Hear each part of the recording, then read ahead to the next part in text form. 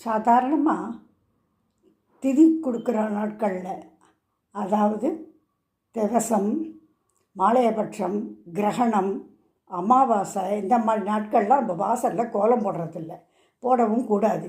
ஏன்னா அது பித்திருக்களுக்கு உண்டான நாள். பித்திருக்களுக்கு உண்டான நாளில் மங்களகரமான கோலங்கள் போடக்கூடாது.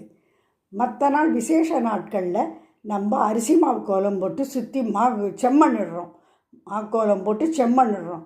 என்னதுன்னா, அந்த அரிசி மாக்கோலம்ங்கிறது சிவன் ஸ்வரூபம். சுற்றி காவி இடுறோமே, அது சக்தி ஸ்வரூபம். சிவனும் சக்தியும் ஒன்றா இருந்து நமக்கு அனுகிரகம் பண்ணணும் அப்படிங்கிறதுக்காக, அவளுக்கு ஒரு வரவேற்பு கொடுக்கறதுக்காக மங்களகரமான கோலத்தை அன்றைக்கி போடுறோம். அன்றைக்கி புள்ளி வச்ச சிக்கு கோலங்கள்லாம் வாசலில் போடுறதில்லை. ஏன்னா நாள் கிழமையில் அந்த மாதிரி சிக்கு கோலங்கள்லாம் போடக்கூடாது, வீட்டில் சிக்கலான சமாச்சாரங்கள் உண்டாகும் அப்படின்னு சொல்லப்படுறது.